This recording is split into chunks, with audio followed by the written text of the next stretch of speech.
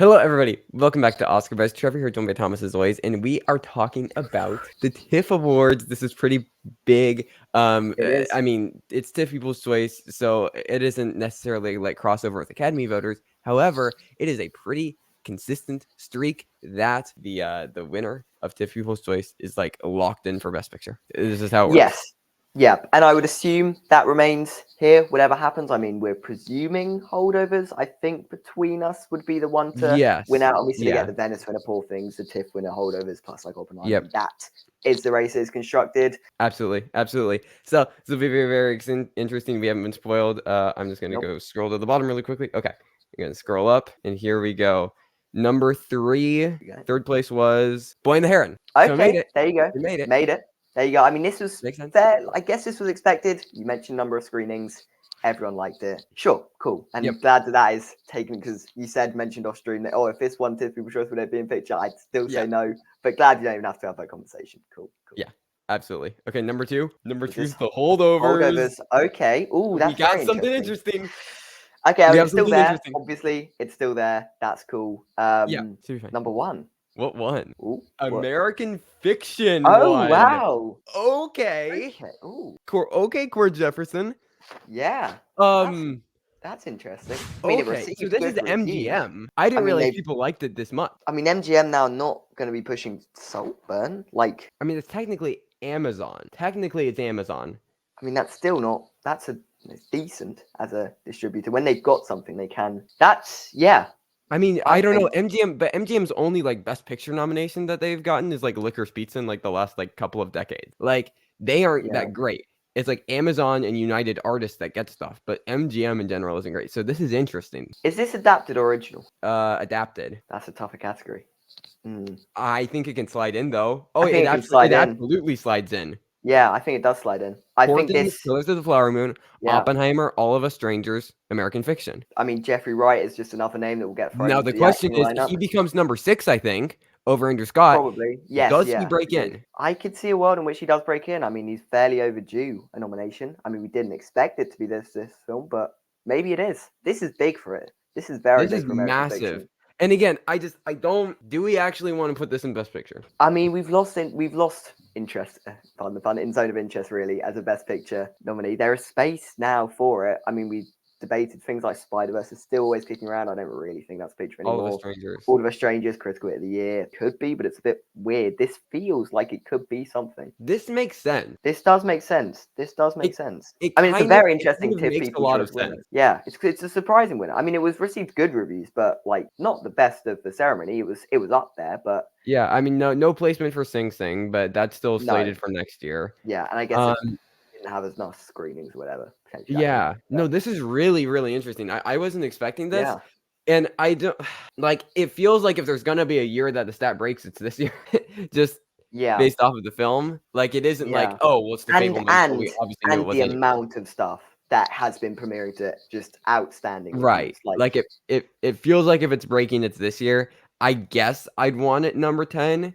Because it's not a crowd like the crowd pleasing type thing that we would usually expect the TIFF People's Choice to make. Like it does feel like it is doing something, and it is something that the Academy could go. But apparently, it is kind of crowd pleasing though. Like but also it is an Academy friendly film in that sort of regard. So hold up.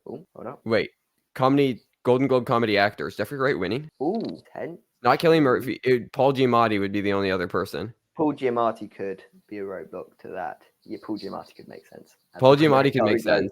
But he's easily number 2. It's not DiCaprio's drama, Coleman Domingo's drama, Killian's drama, Bradley Cooper's drama. So he's easily number 2, and he could be win challenging to Paul Giamatti. Yeah. I mean, I don't think I can already see a narrative of people saying, holdovers is done for picture. I don't think that is the case. I still think no, very much a thing. Like exactly, it's still potentially a director nom. Still got Giamatti potentially there. A screenplay very much is like a 50-50 in my mind as to whether that could win. So like holdovers, just because it didn't necessarily win here doesn't mean it hurts his Best Picture chance.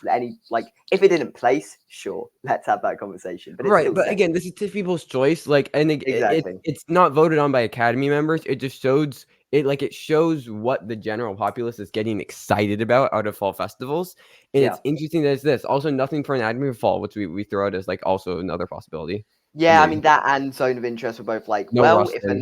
if enough people are having it as their like number one, potentially it could slide Yeah. in. But yeah, I guess it doesn't really necessarily because Yeah. they're supposed to be TIFF people's choice things. But yeah, American Fiction. Ooh, I think we might have another Best Picture nominee. I mean, we're looking at contender. screenplay picks, or I think right now. Are we Yeah. just saying it's women talking, or are That would we? be my prediction. I don't know. Actor is very stacked. It's a very stacked category. Can someone like Jeffrey Wright slide in? Sure. What if Eventually. Coleman Domingo just doesn't? There is that as well.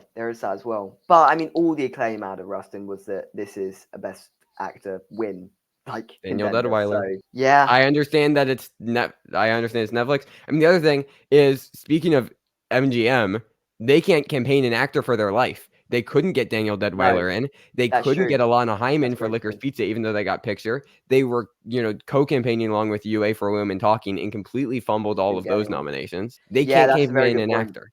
That's why I'm maybe thinking it's Women Talking, like same umbrella studio with MGM UA. I think that can make sense. I mean, Licorice Pizza even was just picture, director, screenplay. And Cord Jefferson doesn't have the name Paul Thomas Anderson. So I mean, it seems like where we're standing is that final spot in adapted screenplay will decide what goes into bed. That's where my mind is at least. Will it be all of Us Strangers and this can both get in though? You think they'll both get in? What? Can they both get in? Yeah, because Barbie moved. Poor Things. Oh, that's true. I was going off of the All information of Us Barbie hadn't Strangers. moved. That's true. American that is Fiction. True. No, yeah, ignore me. Yes, okay. Oh, that'd be very interesting then if they both get in. Yeah, we could have a serious race on our hands for the last couple spots in Best Picture. Yeah. Best Picture. Interesting. What if Spider-Verse takes one of those spots in screenplay? Spider-Verse, Zone of Interest is still there. Color Purple is not guaranteed. These last spots, there's a lot of. They're getting really interesting. Yeah. Because top 8, I feel good about. Okay, I mean, and it does still feel a little early to say top 8. To be fair, I know it feels early, but this time last year, we got top 7. Yes. It was just Babylon that messed us up. But and we always wonder about Avatar. Avatar was always a question mark last year, right? Because we just didn't know if it was good or not. This top 8 of Oppenheimer, Holdovers, Poor Things, Killers of the Flower Moon, Barbie, Past Lives, Maestro, Anatomy of a Fall. I feel fine about that. Yeah. Now after that, you have Zone of Interest, Color Purple, All of Us Strangers, Spider-Verse, and now American Fiction. I think any of those 5 can slide into those 2 spots. Agreed. And there are also don't rule out Rustin. I think everyone is very good to rule out Rustin. What if that's original screenplay and actor and song? Yeah. If it just slides into screenplay paired with a Coleman Domingo acting on which we are presuming happens, plus it's Netflix, that could just happen. If we're looking at All of Us Strangers and American Fiction with only adapted screenplay, but then you also have Rustin there with actor, screenplay, and song, what's a better package? Yeah, I don't know. It's obviously Rustin. The question is just can Netflix how many balls can Netflix juggle? Yeah, this is going to be a very interesting race. I like this. This is going to be very interesting. I like that it's not just holdovers. This is fun. I love when stuff like this happens. If it was just holdovers, cool. We've got our Best Picture contender that is in the mix. I still think it's there, obviously, as mentioned earlier. But yeah, this is put a real wrench into the works. And this is also we're still so far out. Yet still a lot to be getting closer. A lot of things changing. Exactly. Getting closer. Nominations are in 4 months. Soon. Yeah, Gotham soon, and then we're straight into it. Yep. Award season, so fun. All right, everybody, thank you for watching. Stick around for more award season stuff, including reviews as we're getting more award season movies coming out. We're gonna have Emmys and Grammys coverage to cover all of the different awards that are happening because it's the winter, it's awards time, and awards are fun. So make sure that you're sticking around for all of that. And this kind of concludes our fall festival coverage. We're over with it. I didn't think about it. Yeah, there we go. It's been a long journey, but it's longer than a week at Cannes or whatever. This has been a 3 week sort of track. But yeah, it's been fun. It's been fun covering all of the best stuff. Absolutely. All right, everybody. Thank you for watching. You can support the SAG and WJ strikes through the links in the description, in addition to following us on social media if that is something you are interested in. But until next time, thank you for watching, everybody. Stay safe.